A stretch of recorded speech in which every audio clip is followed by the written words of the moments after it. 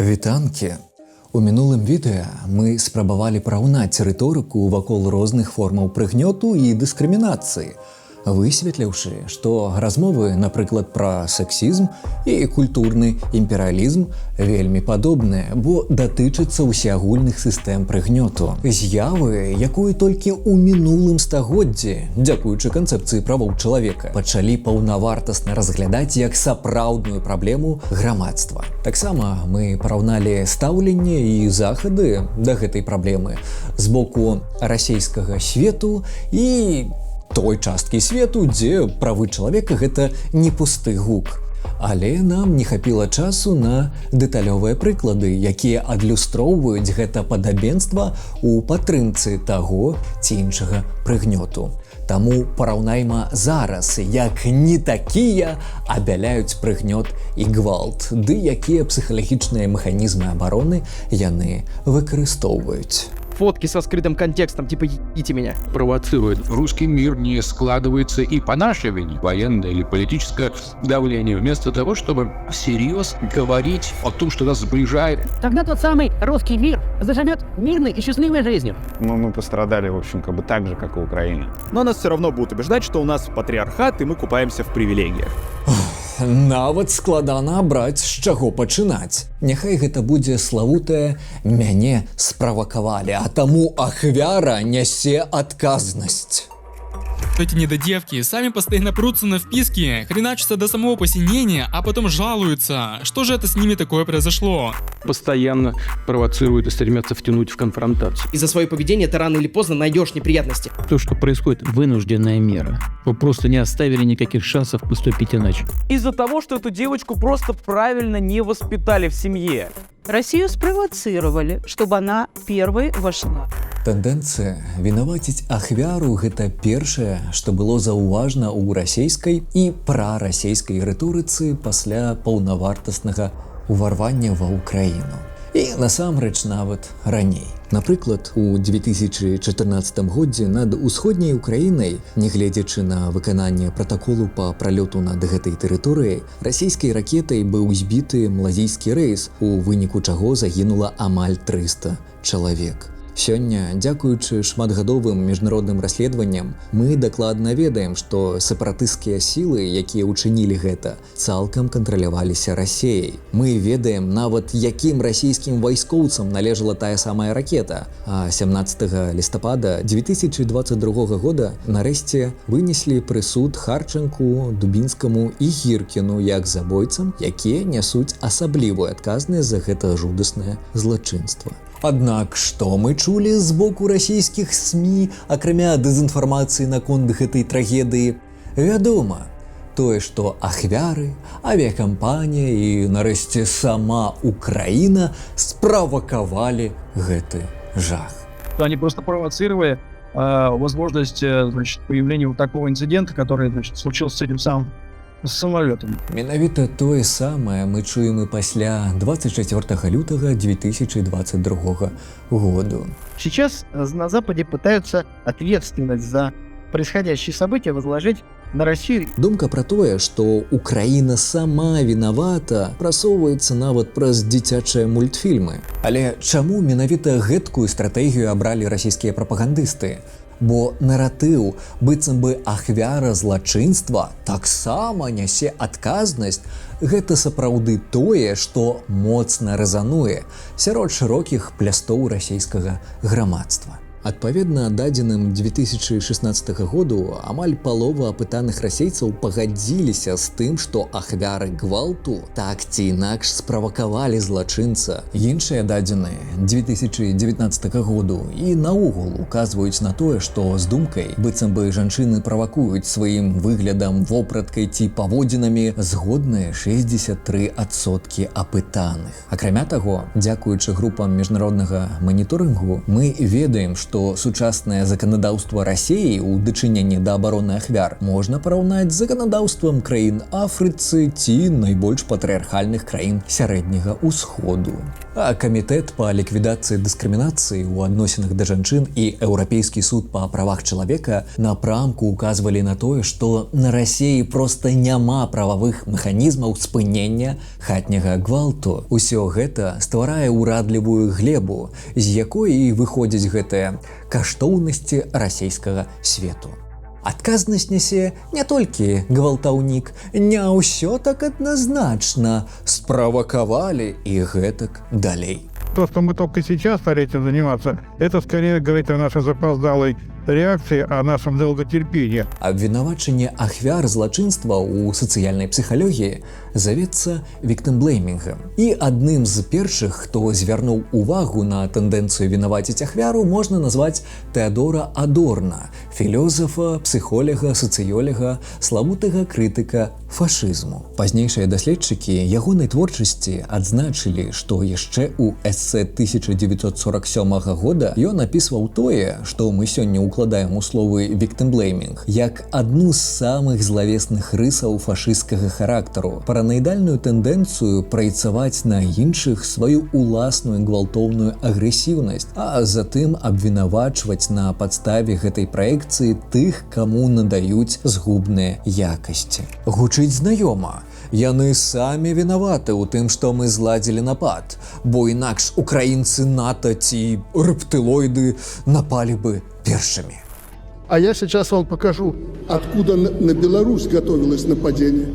Вынудил, просто заставил Россию начать эту военную операцию. Але дасканала і сістэмна тэндэнцыю вінаваціць ахвяру пачалі даследаваць толькі з 70-х. І дзякуючы сацыяльнай псіхалогіі, мы сёння ведаем, што віктымблеймінг распаўсюджваецца не толькі на злачынствы з ужываннем гвалту. Абвінавачанне ў бок пацярпелых у той ці іншай форме можна назіраць у абяленні якога заўгодна прыгнёту. Згвалтаваныя і збітыя, уцекачы і забітыя, нават абяздоленыя і хворыя. Шмат людзей будзе лічыць, што ўсе яны нясуць сваю адказнасць за тое, што з імі здарылася. Таксама тыповым выразам у такіх абвінавачаннях будуць словы кшталту «яны самі хацелі гэтага» ці «прасілі пра гэта». Она просто не может признаться, что нажралась и ее трахали, и ей нравилось.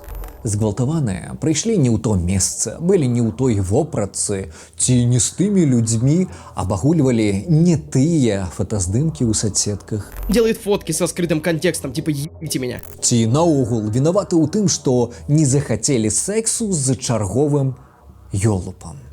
Вы виновны в том, что вы не давали секс тем парням, которые заслуживали этот секс. Забіты сываліся ў цемры познім часам, ці не так паводзілі сябе з забойцам. Она многократно меня оскорбляла, унижала мое сексуальное достоинство и принижала мои финансовые возможности. Я не смог увидеть. Хворыя прытрымліваліся не таго ладу жыцця, ці былі неуважлівыя і таму захварэлі ці атрымалі траўму. Ну, ему завтра 80 лет будет. Чего ты ходишь по этой улице, а тем более работаешь? Абяздоленыя не глядзелі ў будучыню, а захопленыя ці заняволеныя недастаткова лісліва задавальнялі агрэсара ці недастаткова моцна ахвяравалі сабой. Вы минимум дали повод к тому, чтобы Россия присоединила Крым к Российской Федерации. Вы в этом виноваты. У карціне свету такіх людзей нават цемнаскурыя нявольнікі вінаваты ў сваім становішчы, бо яны не забілі сваіх прыгнятальнікаў, нібы іх усё задавальняла. Відавочная хлусня. Дарэчы, тыя самыя словы гучалі і ў бок габрэяў, якіх вінавацілі ў галакосце, бо тыя пакорліва ішлі на забой. Такія словы сапраўды гучалі пасля другой сусветнай. Так званая габрэйская пасіўнасць была пакладзена ў падмурак другаснага антысемітызму. Былі распрацаваны псіхалагічныя тлумачэнні гэтай з'явы, згодна з якімі абвінавачанне ахвяр галакосту у пасіўнасці дазваляе абараніць псіхіку былых прыгнятальнікаў габрэяў ад пачуцця віны за гэты самы галакост. Магчыма, гэта грае сваю ролю у сучасных абвінавачаннях ахвяр імперскай палітыкі. Виновата исключительно Украина. Заўважайце, як з гэтых размоваў вынікае персона агрэсара, захопніка, злачынца, гвалтаўніка. Нібы факт злачынства – гэта нейкае некіруемае дзейства, як прыродны катаклізм ці хімічная рэакцыя, якую немагчыма спыніць. Але ж насправдзе акт гвалту, агрэсія, вынік наступстваў паводзін гвалтаўніка, злачынца, захопніка. Акрамя таго, сцвярджэння кшталту мужчыну можна справакаваць вопраткай ці, не ведаю, танцам, не зводзіць мужчыну да ўзроўню неразумнай, ніжэйшай жывёлы, у якой няма волі і здольнасці існаваць у чалавечым грамадстве.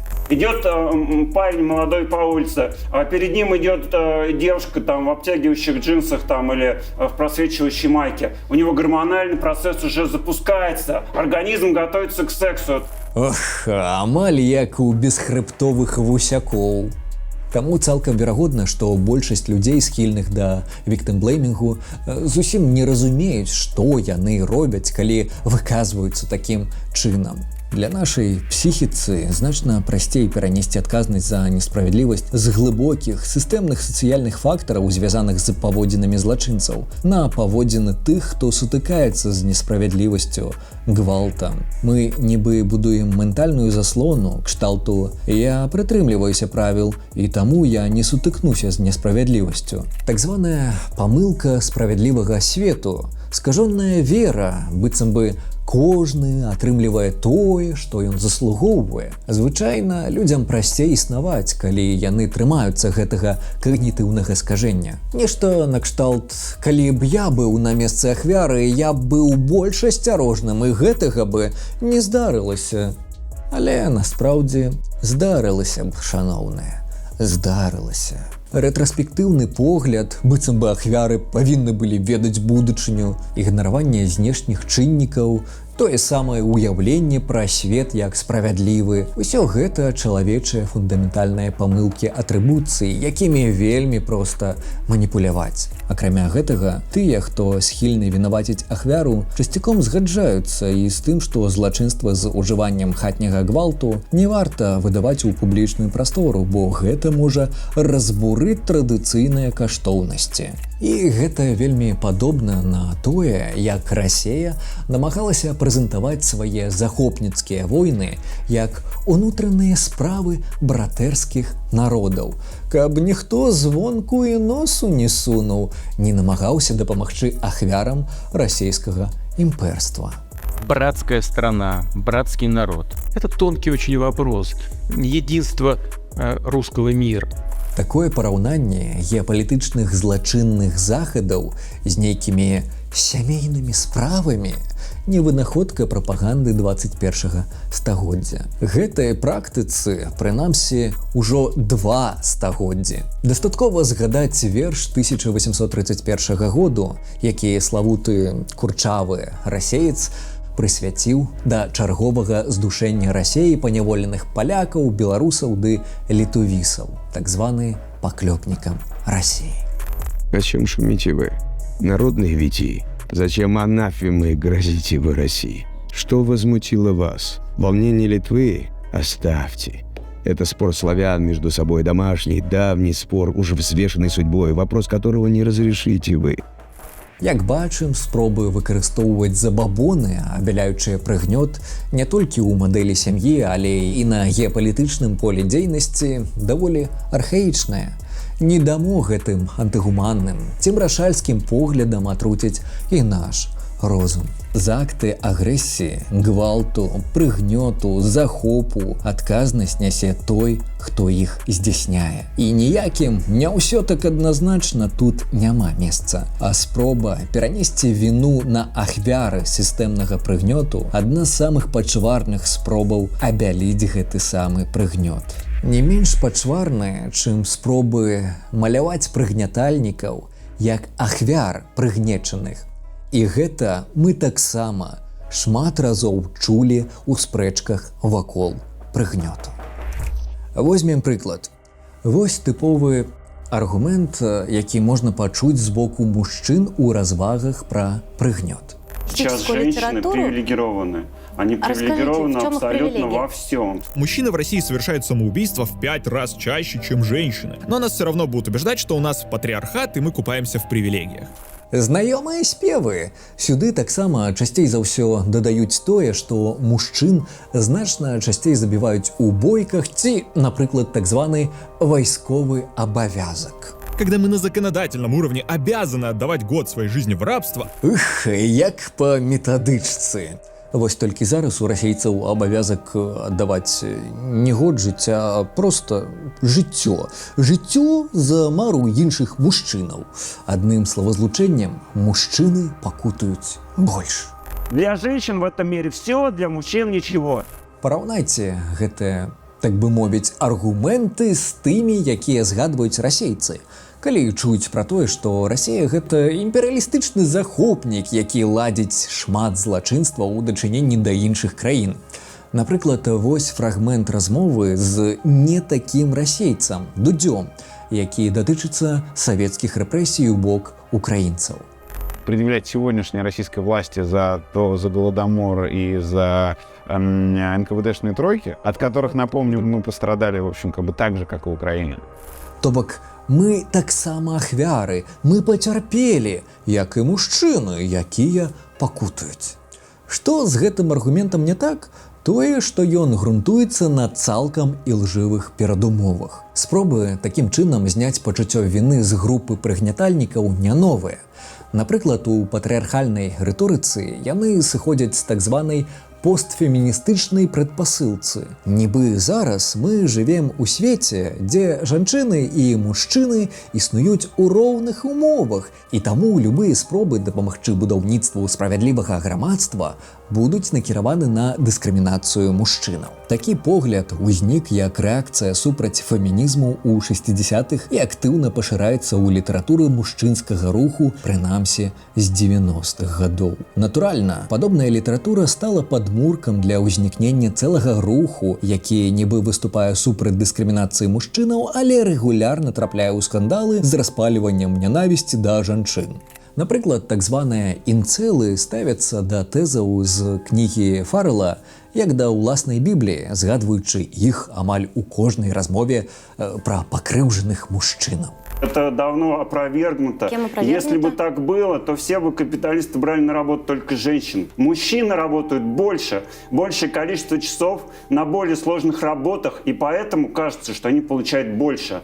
Безумоўна, гэта хлусня, і такія погляды не маюць ніякага дачынення да сапраўднай сацыяльнай навукі. Яны абвяргаюцца проста сучаснай статыстыкай ці аналізам прадстаўніцтва ўлады, заробкаў у розных галінах працы і грамадствах свету, што шмат разоў было адзначана антраполягамі, сацыёлягамі ды іншымі спецыялістамі, якія разглядаюць літаратуру мужчынскага руху. Акрамя таго, праваабаронцы і даследчыкі суполак так званага мужчынскага руху адзначаюць, што звычайна такія арганізацыі займаюцца пашырэннем мітаў пра жанчын і прасоўваннем заканадаўчых зменаў, а ў некаторых выпадках і поўнай адмены жыццёва важнай прававой абароны жанчын. І заўсёды агульнай рысай такіх суполак з'яўляецца крыўда на фемінізм і на жанчын цалкам. То бок за мужчыны гэта ахвяры хаваецца тры рэчы.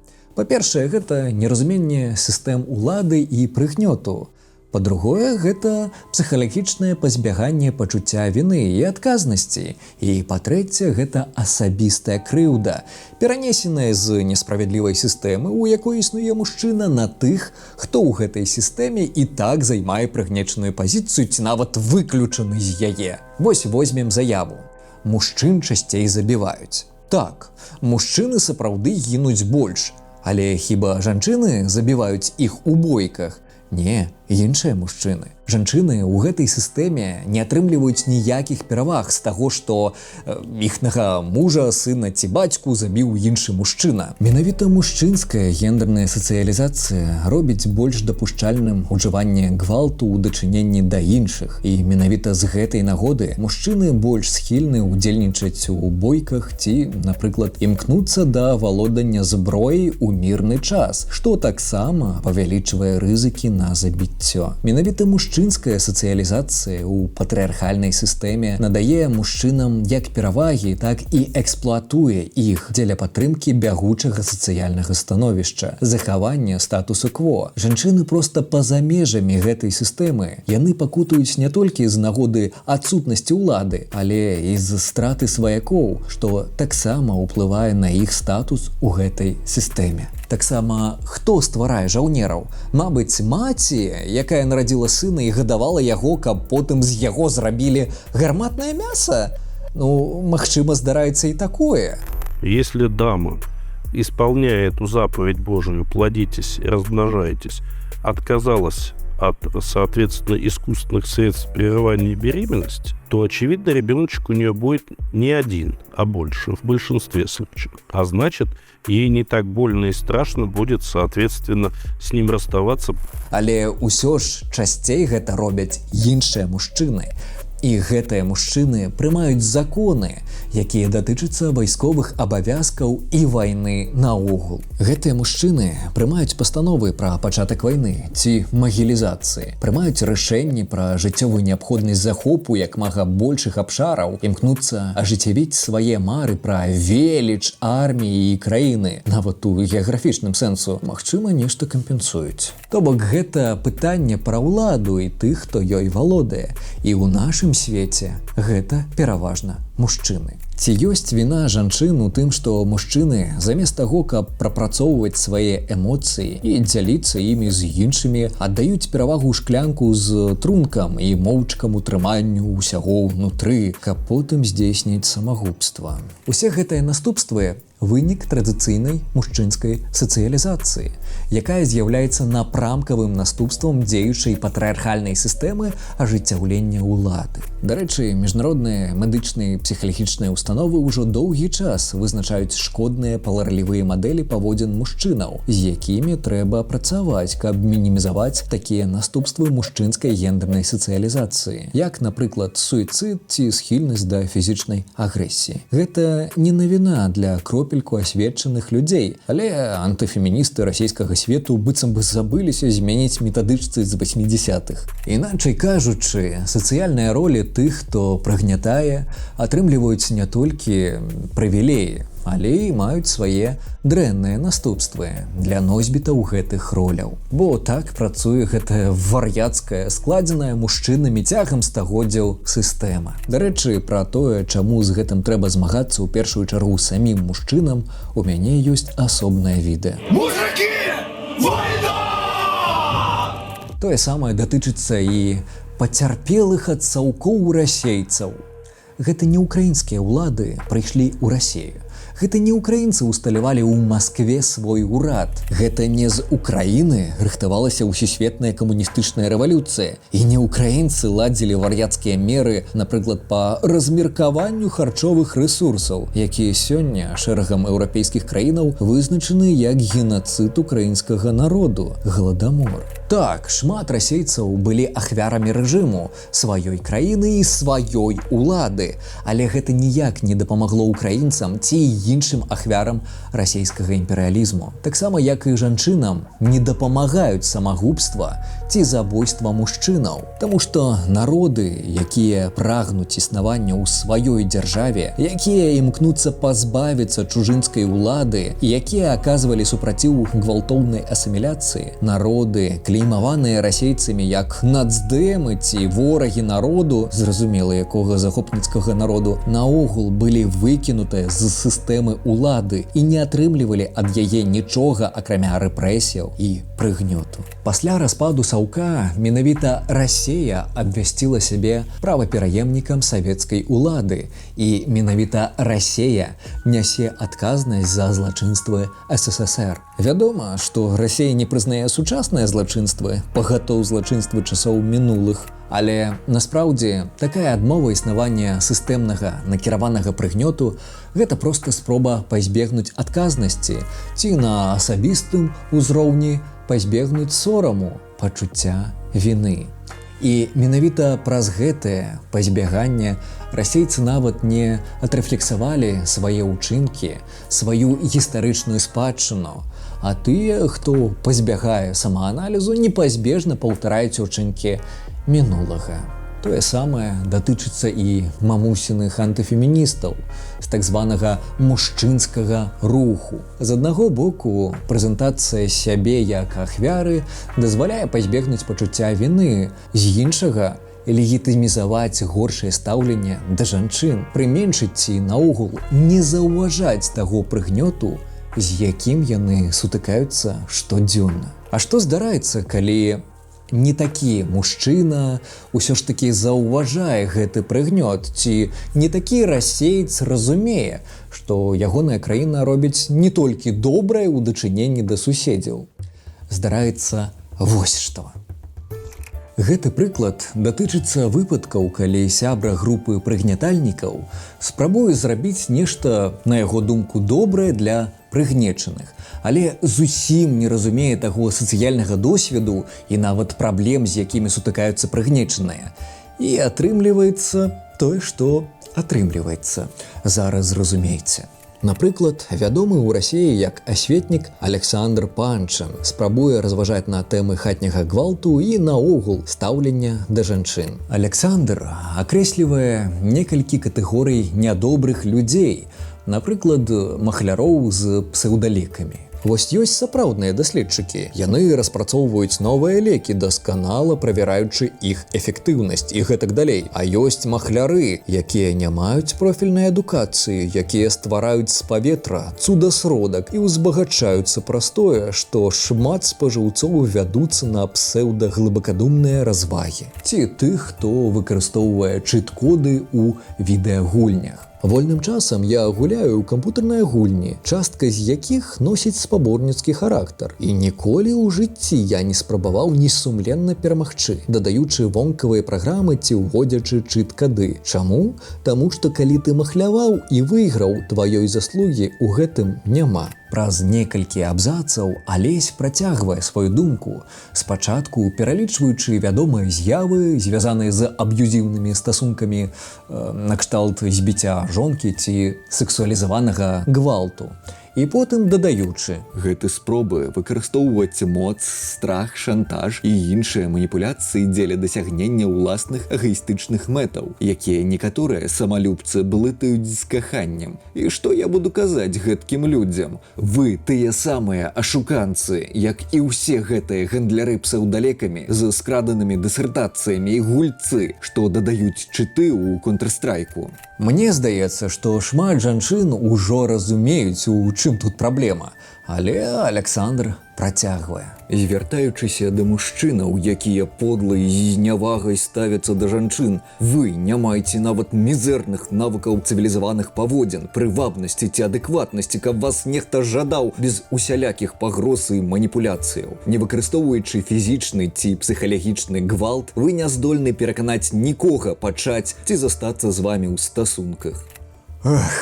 Я шчыра буду казаць, што гадоў 6 таму не заўважыў бы ў гэтых развагах чагосьці крамольнага. Таксама, як і Алесь зараз не заўважае. Наадварот, ён шчыра ўпэўнены, што з сваёй рыцарскай маральнай перавагай ён узяў і асадзіў усіх гэтых непрывабных гвалтаўнікоў ды аб'юзіўных смуродаў, якія ў адрозненне ад яго махлююць у відэагульнях ды набываюць сябе вучоныя ступені, падманваючы жанчын, каб уцягнуць іх у стасункі. Такія вось благія ашуканцы. Толькі справа ў тым, што праз увесь гэты артыкул сакавітымі кроплямі сачыцца знявага да жанчын. Чаму? Таму што Александр у ім не выступае супраць агульнай сістэмы прыгнёту жанчын. Яму не падабаюцца толькі крайнія праявы гэтай сістэмы. Іншыя праявы ён гатоў абараняць. Вядома, што гэта адрозніваецца ад тыповага кансерватыўнага антыфемінісцкага погляду, у якім замешваецца з брудам увесь феміністычны рух, каб абяліць калектыўную ўладу над жанчынамі. Але адрозніваецца толькі ў стаўленні да быццам бы надзвычайных праяваў існуючай сацыяльнай сістэмы. І больш за тое, Александр абураецца ў межах так званай пацанскай этыцы.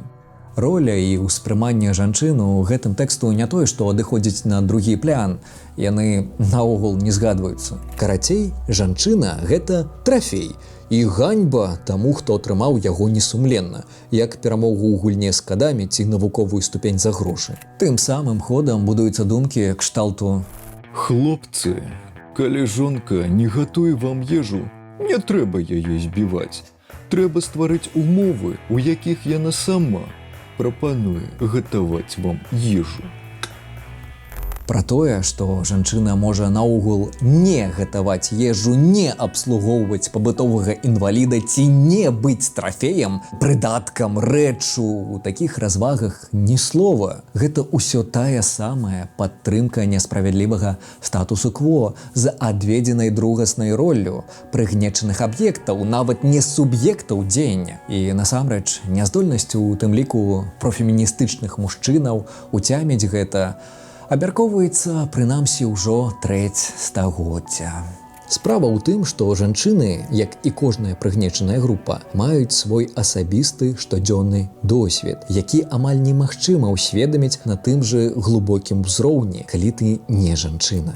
Нават самыя шчырыя і спачуваючыя мужчыны, да якіх сябе безумоўна залічвае Александр Панчын, усё таксама застаюцца мужчынамі, якія маюць зусім іншы досвед патрыархальнай сацыялізацыі. Больш за тое, досвед мужчынаў неразрыўна звязаны з прыгнётам і пэўнай карысцю, ад якой прыйдзецца ці адмовіцца, ці, прынамсі, трымаць у думках, што, магчыма, я не такі добры чалавек, але, вось, магу не усведамляць гэтага. І гэта даволі складана для чалавечага розуму, бо ніхто не хоча чуць, што яны благія людзі. Менавіта гэта і тлумачыць вельмі вострыя рэакцыі на абмеркаванне існуючых сістэм прыгнёту, бо як толькі тыповы сябра групы прыгнятальнікаў чуе нешта пра прыгнёт, ён адразу ж абураецца і ўключае ахоўныя механізмы псіхіцы, каб пазбавіцца ад пачуцця віны, замест таго, каб паспрабаваць зразумець прыгнечаных. Вось жа вельмі падобна на паводзіны расейцаў, калі яны чуюць нешта пра культурны імперыялізм. Дарэчы, пра расейцаў, добрых і благіх. Вось возьмем прыклад славутага, добрага расейца, вядомага як сярод украінцаў, так і беларусаў, Максіма Каца. За тыдзень да пачатку паўнавартаснага ўварвання Расіі ва ўкраіну Кац з'явіўся ў сацыяльных медыа з наступнымі развагамі. У России есть все основания стать лидером в регионе, но не за счет военных угроз, а за счет лучшего образования, которое будет существенно дешевле западного и незнакомым русском языке, за счет лучшей медицины, лучших условий для развития бизнеса. Мы должны стать такой страной, где человек чувствует себя защищенным. Кац распавядае, як на яго думку павінна выглядаць добрая Расія. Здавалася б, чалавек хвалюецца, занепакоены будучыняй сваёй краіны. Мы должны быть приветливы, логичны и удобны для приезжих. И тогда наш язык не будет восприниматься языком врага. Тогда русские захотят изучать в школах, так же, как сейчас хотят изучать английский. Тогда Рунет вновь объединит все страны региона. Тогда тот самый русский мир, не пропагандистский, а настоящий, заживет мирной и счастливой жизнью. Не потому, что кто-то угрожал вторжением или стучал кулаком по столу, а просто потому, что это будет естественное желание людей. Я упэўнены, што большасць добрых расейцаў, як і большасць добрых мужчынаў, не заўважыць у гэтых развагах чагосьці крамольнага. Кац сумленна раіць пашыраць расійскую культуру, уплыў на посткалініяльных суседзяў праз так званую мяккую, а не вайсковую моц. Ягоная мара – гэта квітнеючая Расія, у тым ліку па-за межамі самой Расіі. Але як будуць паводзіць сябе добрыя расейцы, калі пачуюць тыя самыя развагі ад іншага ўжо не такога добрага расейца, так званага галоўнага ідэоляга расійскага свету Александра Дугина. Русский мир не складывается и по нашей вине, потому что мы не можем его объяснить. Мы великороссы, которые являются инициаторами интеграции в каком-то смысле. Мы прибегаем к очень грубым формам, например, там газ, экономическое или военное или политическое давление, вместо того, чтобы всерьез говорить о том, что нас сближает на уровне глубинных основ. Пока это будет так, русский мир не будет объединен. Змест думак аднолькавы, аднолькавы пасыл. А Расія блага распаўсюджвае сапраўдны расійскі свет праз ваенную моц. Трэба мякчэй. А калі змест аднолькавы, навошта плаціць удвая?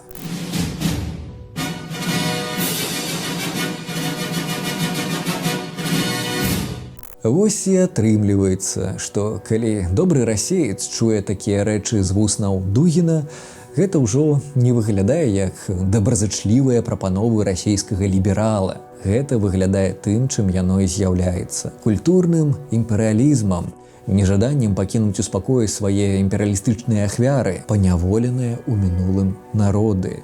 І нават у чымсьці адмаўленнем асабістасці гэтых народаў, бо нібы агульная спадчына ці братэрства, звязаная з мовай, якую праз гвалт, прыгнёт і неймаверныя ахвяры распаўсюдзілі на суседзяў. Разговор про Украину – это в первую очередь разговор про нас с вами. Кац проста не разумее таго досведу, які маюць прыгнечаныя Расіяй народы. Нават не гледзячы на тое, што ён асабіста сутыкнуўся з рэпрэсіўнымі захадамі сваёй краіны. Але ягонае сутыкненне – гэта частка дыскурсу пра тое, у якой ступені расійская апазіцыя павінна быць зручна для існуючай улады, аднак падтрымліваючы хаця б некаторыя з імкненняў гэтай улады расейцаў. Таксама, як дыскурс панчына пра тое, у якой ступені мужчынам трэба прытрымлівацца пацанскай этыцы, а дыскурс ахвяраў Расіі пра тое, што гэтай улады, яе ўплыву ў іх краіне не павінна існаваць наогул. Як і дыскурс феміністак пра тое, што мужчыны не маюць ніякіх правоў на жанчын. Але панчын проста не разумее гэтых агульных сістэмных праблемаў жанчын, як і Кац праблемаў суседзяў Расіі. За час жыцця на Расіі Максім не сутыкаўся з дыскрымінацыяй з нагоды таго, што ён размаўляе па-расейску. Акупацыйныя ўлады не затрымлівалі яго падчас шпацыру на вуліцы, проста таму, што пачулі неўласцівыя правільнаму вымаўленню гукі. Падчас затрымання яго не маркіравалі фарбай за ягоную іншамоўнасць, каб пазней катаваць з асаблівай увагай. Кац не ведае, як гэта, калі ў сваёй краіне ты не можаш атрымаць адукацыю на мове гэтай краіны. І наўрад ці ён чуў абразы ці адчуваў зневажлівае стаўленне ў свой бок з нагоды таго, што ў сваёй краіне ён звярнуўся да кагосьці на мове гэтай краіны. Кац не ведае інтэрналізаванага прыгнёту і комплексу непаўнавартаснасці, навязанага імперыялістычным суседам. Мову, на якой Кац звяртаецца да гледачоў, штучна не змянялі ў мінулым стагоддзі імперскія акупанты дзеля большага падабенства на сваю мову, прадбачліва забіўшы ўсіх мовазнаўцаў, да якіх маглі дацягнуцца. Урэшце-рэшт, расійская мова не трапляла ў спіс моў, якія знаходзяцца пад пагрозай знікнення ад ЮНЕСКО, таму што рэжым, усталяваны з дапамогай імперыялістычнага суседа, амаль вынішчыў неправільную рэч. Гвалтаўнік не зразумее сваёй ахвяры, бо сістэма, якая дазваляе гвалтаўніку быць гвалтаўніком, не выглядае ў яго вачыма нейкай праблемнай. Карысць, прывілеі, усеагульнасці і нармалізаванасць проста не дазваляюць пабачыць, што з такой сістэмай не так, як і зразумець досвед прыгнечаных. русский мир существовал. Мы просто жили в нем каждый день, извлекая из этого обстоятельства большую выгоду. Таксама, як і Панчын, не бачыць нічога благога ў параўнанні акадэмічных дасягненняў ці перамог у гульнях з шчырымі стасункамі, у якіх няма гвалту. Няма праблемы сексуалізацыі, няма праблемы прадузятасці расійскага грамадства да любых размоваў пра фемінізм ці даследавання гендеру. І ёсць толькі нейкія смуроды, якія не прытрымліваюцца пацанскай этыцы. Аднак праблема ёсць, бо патрыархальны сексізм, як і культурны імперыялізм, гэта ў першую чаргу сістэмы прыгнёту і дыскрымінацыі. І як і іншыя сістэмы, працуюць яны усеагульна. Такім чынам, што людзі, якія падтрымліваюць гэтыя сістэмы, нават не заўважаюць сістэмных праблемаў, бо не ўяўляюць, як існаваць па-за межамі такой сістэмы прыгнёту. Больш за тое, абмеркаванне праблемаў гэтых сістэм непазбежна выклікае пачуццё віны ў прыгнятальнікаў, і яны імкнуцца абараніць сябе ад гэтага. У даследаваннях рэакцыі мужчынаў на фемінізм азначаюць, што тыповая стратэгія – гэта пазбяганне самааналізу як рэакцыі на пачуццё віны. Замест самааналізу некаторыя мужчыны засяроджваюцца на тых, хто выклікае пачуццё віны, то бок на феміністках, якія распавядаюць пра свой досвед. Такая псіхалагічная перапона, падмена свайго унутранага пачуцця на вонкавую крыніцу, з якой мужчына звязвае адчуванне віны. Я ж добры чалавек, добры мужчына, я не магу быць благім, не! Гэта тыя, хто выклікаюць у мяне адчуванне віны, благія. На шчасце, не ўсе мужчыны гэта няздольныя да самааналізу пакрыўжанкі.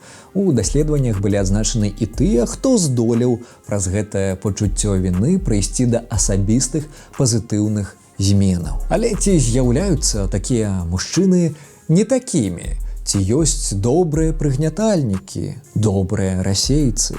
І што з тыповымі адказамі на гэта пытанне не так? Абавязкова высветлім у наступным, апошнім у гэтай серыі відэа. Працяг хутка будзе. Ну вось і другая частка гэтай серыі відэа пра прыгнёт засталася апошняя, трэця, таму не хвалюйцеся, хутка гэта скончыцца. Але ўсё ж такі спадзяюся, што гэтае відэа было цікавым. Сапраўды, я на асабістым досведзе сутыкнуўся з вось гэтым неразуменнем сістэм прыгнёту нават у сваім асяроддзі, пра не вельмі кемлівых каментатараў я ўжо і згадваць не буду, бо зразумела, што такія ёсць. І зразумела, што ты вельмі стамляешся тлумачыць такія простыя для цябе, як сябру прыгнечанай групы рэчы, бо ты штодзённа сутыкаешся з гэтым, з моўнай дыскрымінацыяй, напрыклад, ці проста уся гісторыя Беларусі гэта прагна сваёй дзяржавы, прагна свабоды. І калі ты трошкі паглыбляешся ў гэтую гісторыю, ты разумееш, які досвед маюць беларусы. І вось кожны раз тлумачыць пра гэты досвед, проста стамляешся. Гэта падобна на тое, што апісваў Васіль Быкаў у сваёй доўгай дарозе дадому, што у савецкі час, калі таксама не ўсё добра было з моўным пытаннем у Беларусі, ён трапляў на там пэўныя канферэнцыі ў Маскве і размаўляючы з удзельнікамі гэтых канферэнцый, ён распавядаў пра тое, што вось у Беларусі беларускую мову пакінулі ў заняпадзе, татальнае арусненне, і трэба з гэтым штосьці рабіць, бо знікне мова, знікне культура. Зараз і беларуская мова ў спісе моў пад пагрозай знікнення, дзякуючы працягу вось гэтых захадаў па арусненню з боку рэжыму Лукашэнкі. І адказ на што Васіль Быкаў чуў такія словы: будзеце размаўляць па-расейску, ці яна горшая? На што Васіль Быкаў адказваў: не горшая, але атлумачыць чаму але ўжо не было ніякага жадання. Бо з такім чалавекам размаўляць, сапраўды жадання ўжо няма. І гэта звычайна тое, што адчуваюць так ці інакш прыгнечаныя сацыяльныя групы, калі доўгі час спрабуюць проста данесці праблемы, з якімі яны сутыкаюцца штодзённа.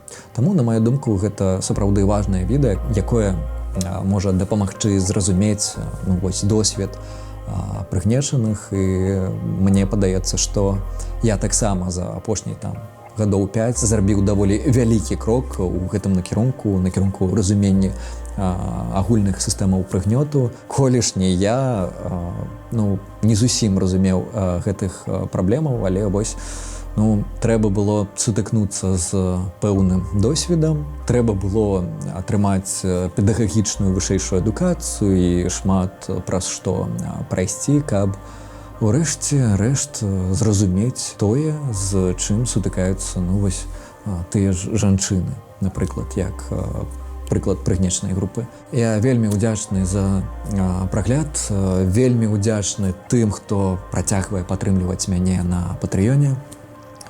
Пасля гэтай серыі відэа я вынесу, так бы мовіць, на суд грамадскасці, якая мяне падтрымлівае, пытанне аб тым, якое відэа рабіць наступным, таму што у мяне ўжо багата думак на гэты конт, і трэба прыйсці да агульнага. І таксама я вельмі ўдзячны Ольге Лебедь, якая займаецца факт-чекінгам вось гэтых сцэнароў, якія я складаю. Як уважлівыя гледачы заўважылі, фармат спасылак трошкі змяніўся.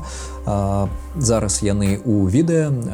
Мне падаецца, што так прасцей, бо з спасылкамі, якія я пакідаў у мінулых відэа, заўсёды ўзнікалі пэўныя складанасці, яны пераставалі працаваць і гэтак далей.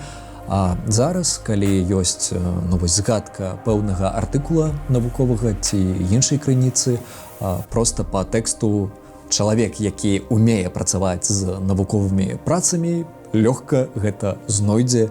І гэта таксама такі крышачку фільтр на тых, хто умее працаваць з навуковымі працамі. Праз тэкставыя спасылкі гэта будзе больш зручна, напрыклад, для тых, хто складае там пэўныя, не ведаю, курсавыя працы ці нешта на кшталт гэтага.